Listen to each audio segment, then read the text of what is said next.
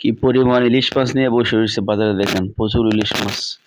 ফেসবুকের দামে টাকা নিয়ে বাজারে আসলাম, ইলিশ মাছ আর কিনতে পারলাম না।